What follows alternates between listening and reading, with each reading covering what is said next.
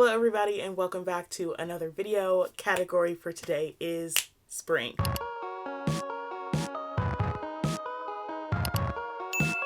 Specifically, spring books. Books that feel like spring, books that I've read in the spring, so because I read them in the spring, they feel like spring. Books whose covers look like spring, books whose covers are spring colors, books that might take place in the spring. I don't really remember that much about the books once I finished them, so I couldn't really tell you if it takes place in the spring or not. But books with flowers. I'm about to help you build your spring TBR, or at least give you some inspiration for books or kinds of books that you could have on your spring TBR based on ones that I've read and other ones that I saw on my shelf that just felt like they were kind of oozing that spring vibe. And I knew that it was time to make this video because I went outside and the way my entire front porch just has a fine layer of pollen, leaving footprints kind of pollen. I saw an apocalypse level lotus type bug. I don't even know what it is. All I know is that I rolled over and looked at my window and it was just sitting there. Yeah, staring into my soul, okay? The grass is grassing. I go outside and the birds are screaming. I know it doesn't sound like it, but one of my favorite seasons is spring because I love when everything's, blossoming and coming back to life and doing whatever it's got to do. I could just do without the pollen and the bugs. If I could have spring without all of that other stuff, we'd be cooking with grease. I would love it. So because all those things do exist in the season, my favorite season is fall, but it could be spring. It could be. It could be. If spring got it together, it could be. So since I would prefer not to go outside during the springtime, if I could avoid it until these apocalyptic level bugs and pollen levels have disappeared, we're going to talk about the books that I can read in my house and you can read in your house without having to deal with all that, without having to possibly die from a debilitating allergy attack. First book up on the docket, we've got Outdrawn by Deanna Gray. This is one of my favorite books of all time. It has seriously, insanely changed my life. It is the book that made me realize that I was queer, and it gave me the encouragement and the motivation and the courage to talk to my family and friends and audience and tell them. You know what I mean? It just really gave me that and that push that I needed. This is about two rival comic book artists who were rivals in college, and then they end up working at the same comic book company with each other and having to work on a comic together while they are also still kind of rivals in this online comic book forum where they're going against each other to get the number one spot in this comic book competition on the forum while, like I said, still working together to create this comic at their day job. So it goes from rivals to strangers to friends and co-workers, but also still rivals to lovers. It's an interesting dynamic because they were rivals just because of miscommunication almost in a way, which don't love the miscommunication trope when it's a part of the main plot, but I do understand when it's part of their past. I can be okay, I get it. They needed a conflict, so we'll let it slide this one time. But basically, I feel you kind of see in the story that they never gave each other a chance to be friends with each other. So when they're finally forced to work together, it's giving them that chance that they didn't have back in college. I also think it was really, really good depiction of being bisexual and the schisms. No, that's not what I'm trying to say. That was not the word I was trying to say. Stigmatism. Is that what I was trying to say? In terms of people being you're greedy, you gotta choose one. You need to either be fully gay or fully straight. And it's so weird.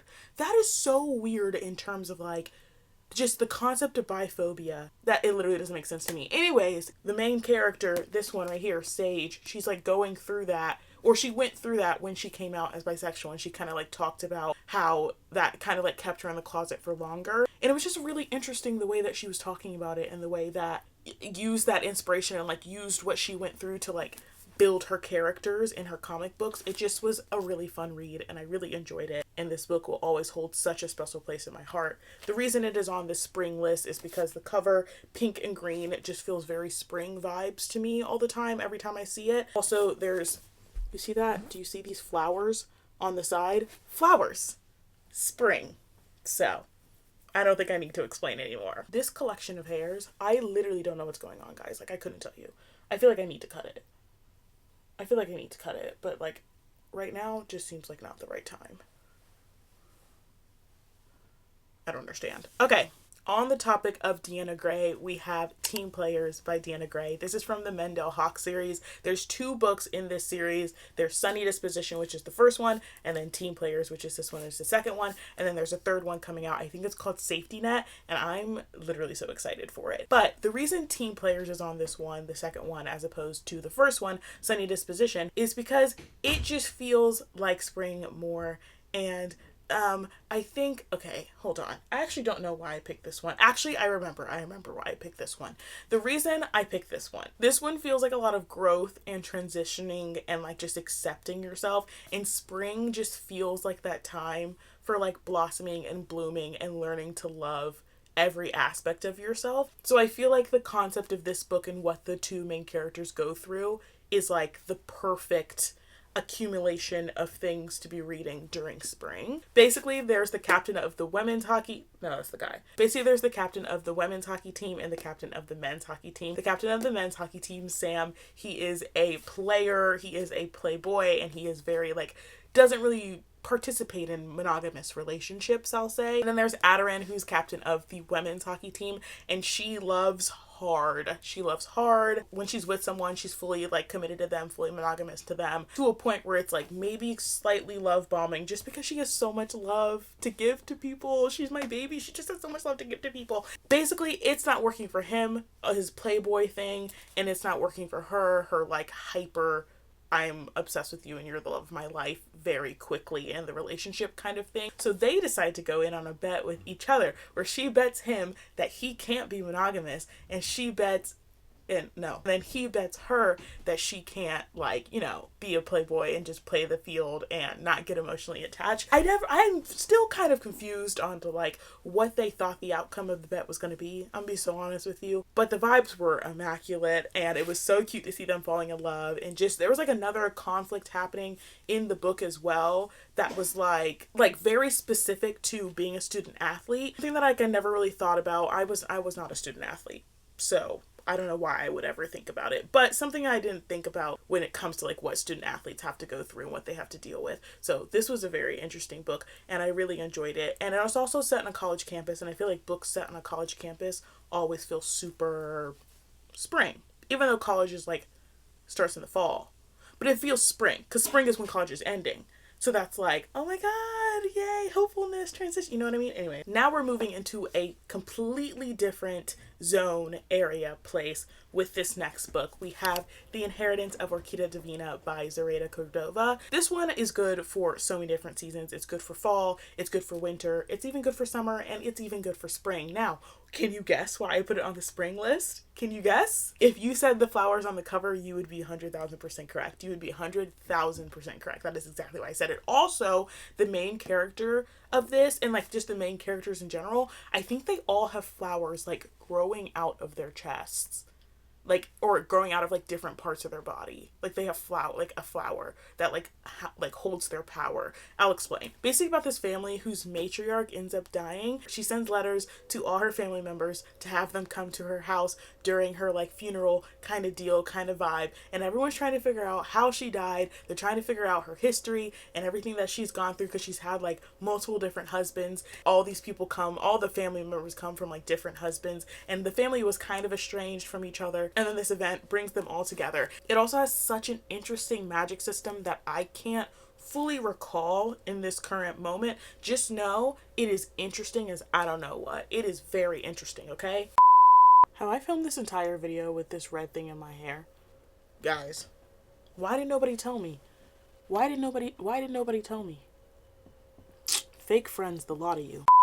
Speaking of Zoraida Cordova, she is also, I believe, an editor of this next book. This is an anthology called Faeries Never Lie, Tales to Revel in. Obviously, this is on this list because it says fairy. It's fairies. Fairies are so spring. I know there's all different kinds of fairies from different seasons, but fairies, the concept of fairies, you know, like Tinkerbell type fairies and just fae and all that, it just feels very spring coded. Earthy, you know, so that's why this is on this list. I also love how it's an anthology, and I feel like there's a bunch of different little short stories in there, so you can kind of pick whichever ones feel like something you would be interested in. And I feel like it has a little bit of something for all different kinds of fantasy readers because it has a bunch of different fantasy authors that you may know that have written in this book. So it's got Holly Black in here, okay? Chloe Gong is in here. Like I said, Zoraida Cordova is one of the editors of this book, and so many other authors. Some of the stories are a fairy starting boarding school, a duo searching for their lover who seems lost to a fairy prince, a girl chasing a Zion during the Tang dynasty, a boy whose brother may have been kidnapped by the immortal Avakur, a changeling longing for acceptance. Fly into this revelry filled with tricksters, lovers, monsters, and the like in this exciting collection for those who love fairies and those who are experiencing them for the first time. I actually haven't even read this book yet. It just feels like has spring vibes to it. It feels like it's got a springy cadence to it, maybe, perhaps, mayhaps. This is another book that I also have not read, but I feel like the concept of it is very spring coded. Bands and just shows about bands are very spring, summer coded, like moving in there, especially if it's a girl band. Like, please, that is so spring vibes. We have the Griffin Sisters Greatest Hits by Jennifer Weiner. Is it Weiner? Did I get that right? Weiner? It says the Griffin sisters were the soundtrack of the early 2000s until suddenly they weren't. Two sisters bonded by music, divided by fame, silenced by tragedy. Now 20 years later, a new generation will try to reunite them. Can the love between sisters survive the secrets that remain? So, very, very spring coded, I feel. Also, they did a song. Someone did a song.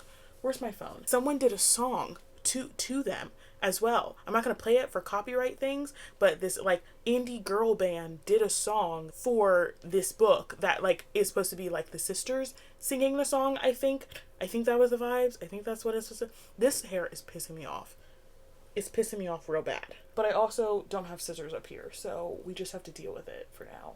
Just ignore it, guys. Ignore it. I know I can't ignore it, but I'm hoping you can ignore it. There's an indie rock band called Hello Sister, and they wrote a song called The Gift, which is supposed to be inspired by this book, or like from the book, or something like that. So I think that's kind of a vibe, honestly. Like, that's kind of slay. But just bands in general feel very spring coded.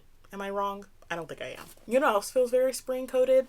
Movies also feel very spring coded. So this is why I have When I Think of You by Maya Ariel on this one, because this one's a second chance romance about this girl who went to NYU to study film, and she meets this like nepo baby director kid guy who's also studying film. Life kind of like takes them in different directions where he, you know, as a nepo baby and a man, ends up getting like really big in the industry, and then she is kind of stuck as like an assistant or like a director's assistant, or just like not where she wants to be. They end up working on a movie together with each other again, and it just kind of like sparks fly all over again, and they talk about why things didn't work out back in the day when they were in school with each other, and his privileges and her privileges, and just like all these different things. And I thought it was so interesting. If you've read Real by Kennedy Ryan, I've heard that they're very similar, and that is what convinced me to buy Real in the first place. I haven't read it yet, mind you, but I do have it because people said it was very similar to this one, and I really enjoyed this one. The cover feels very spring coated with the sunset and the dress hanging off of her shoulder. It's giving very spring summer vibes, kind of, you know, energy. So now this one is based solely off of just the giddiness of it, and just like the cover, the colors on the cover just feel very something new, something strange, something fun. I got abducted by aliens, and now I'm trapped in a rom-com by Kimberly Lemming. A sexy and hilarious romance about a woman who gets dropped on a strange planet only to fall for not one but two aliens. I've only read one Kimberly Lemming book before, and I think it was the was it The Time I Yeeted a Love Potion at a Werewolf, or was it the demon one? I got this one in the mail from Berkeley, and I was like, wait, this is kind of slay. I love how tiny she is, how small she is. I feel like winter kind of puts a lot of people into a reading slump, so if you're trying to get out of a reading slump in spring, this could be a good one to start with, because it, you know, should keep your what's the word? Attention, right? It just seems really cool and fun and quirky. And the cover colors do feel very spring coated. There's like, you know, some pastels. Also, they're in a jungle, which is outdoors, which has flowers, which is spring. One of my favorite books of all time, literally probably the best Friends to Lovers I've ever read in my entire life. We have Next to You by Hannah Bonam Young. This one is about this girl named, I think her name is Lane. I do think her name is Lane. This girl named Lane, who is like going through kind of like a midlife crisis kind of deal where she doesn't really know what she wants to do with her life or know like where she is, and everyone else feels like they're moving forward and she's just kind of like stuck. So she buys a bus and she decides to renovate this bus into like this, you know, live-in van kind of deal. And she meets this guy named Matt. Obsessed with him. Meets this guy named Matt, who is like, he owns like an auto shop or like mechanic shop or something with his friend, and so he decides to help her, you know, build up this bus and kind of like make it into everything that she wants it to be. They turns from like friends to lovers, and they are so cute. They are so cute. Matt is everything to me. He is the greenest of green flags. Like, he is just a, like, moment of silence. We love Matt. We love Matt. But it feels very spring coated with like, you know, the cover colors, spring. I don't know, turning a bus? Turning a bus into like a live-in kind of situation to travel. I feel like you would travel in a bus in the springtime. I feel like that's probably maybe the best time to travel in a bus. Spring and winter. No, spring and fall. Feel like really good times to travel around in a bus. So I feel like it belongs in the spring thing. And also friends to lovers feels very warm. I feel like friends usually turn into lovers in the spring summertime. Like that's when they usually like, you know, do their thing. So I feel like this definitely belongs on a spring TBR somewhere out there in the world. You know what else feels very springy? You know what else feels very springy? Paint. Anne Farms and Boo Boo Stewart. And this one, by E.J. Blaze, has all three of them. It doesn't specifically have Boo Boo Stewart, but the main character is inspired by ranch, like Western farm Boo Boo Stewart. Yeah, I got you, don't I? I got you. You're sad. I know. This is by E.J. Blaze. This one's based in college. It's about this baseball player who ends up falling for this girl where he's like had a crush on her for a really long time. Something happens. They end up becoming friends with each other, and it's kind of like their evolution of going from friends to lovers. He also is a painter. He was raised on a farm with his sisters and his family and stuff. So he's like just like a green flag. Like he has all the makings of a green flag, and just their love story was so interesting and so fun to watch. This was a great book. I really enjoyed it. I zoomed through it. I didn't think I was going to get through it as quickly as I did, but I did. Now, I don't really need to explain why this one is on the list. It literally is called Love in Bloom. What do you do in the spring? Bloom. Bloom. Exactly. Bloom. I have not read this one yet, but maybe I will this spring. For fans of B.K. Borison and Sera Adams comes a cheeky small-town romantic comedy about finding yourself in the weeds only to find love too. There's this girl who's a publicist, and something happens with her job and with her boyfriend and with her life in general, and then she figures out that she has inherited some like farm, so she moves to go take care of the farm, and then there's a farm manager already there, and he's like grumpy, and he like helps her take care of the farm. This feels very much like that one movie with that one girl and that one guy from The Mentalist. What is it called? Oh my god, what is it called? I love that movie. It's, oh my god, I'm thinking Falling in Love. Is that what it is? Hold on. Oh my god, that's definitely what it is. That's what it is. That's exactly what it's called. Guys, now me editing and realizing that this movie that I was talking about with the guy from The Mentalist is not Falling in Love. That was not the guy from The Mentalist. Looks like him, not him. I was thinking of something new, which is another, you know, interracial romance. I got confused by like the semi-light-skinned woman and the white man with blonde hair. I got confused. I got conflicted. Falling in Love was good. I did see that one. It was okay. But Something New is that girl. Does not have the same plot as this book, however. But it's still good. Both movies are good. I just wanted to, you know, I was wrong. Falling in Love. It's a rom-com. It's only an hour and 38 minutes long. I loved it. It's literally like the same, it's basically the same concept. Okay, after a breakup, corporate executive Gabriela Diaz enters a contest to win an inn overlooking New Zealand's countryside. Thousands of airline miles later, she finds the Bellbird Valley farm lacking in Curverfield, but is determined to renovate. And then she hires this local guy who's like the local renovation guy to help her renovate the inn. And then they fall in love. It's basically the same concept, and I love that movie. So I feel very strongly that I will love that book. This book.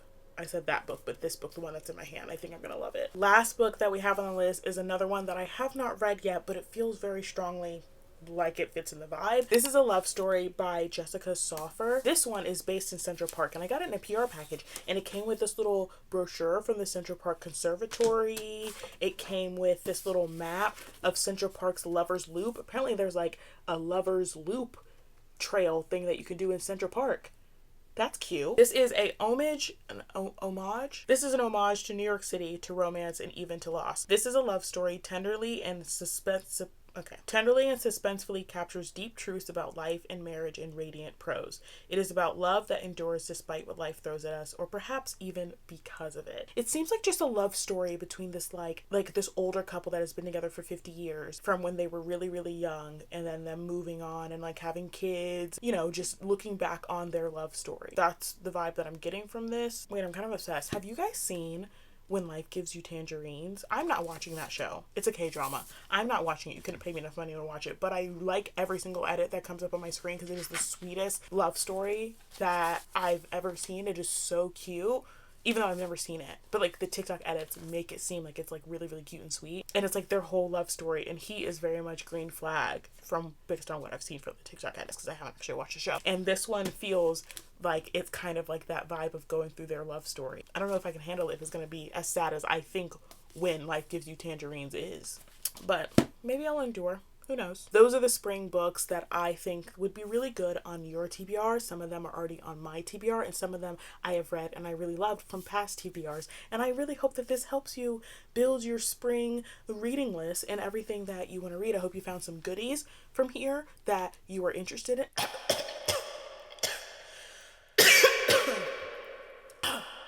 Dust. Maybe pollen. Guys, see, I told you, if I could do spring without the pollen, I would do it. But that's all I've got for you today. Add in the comments some books that you think are highly spring coded that we should also be adding on our TBRs. Make sure to like and subscribe and turn on your notifications, because if you were unawares, I did get laid off, so I'm just posting content because I have nothing better to do with my life. And if you want to be along on this journey and see me yapping literally every single week, definitely like, subscribe, and turn on your notifications. I live, laugh, love you guys so very much, and I will see you in the next video.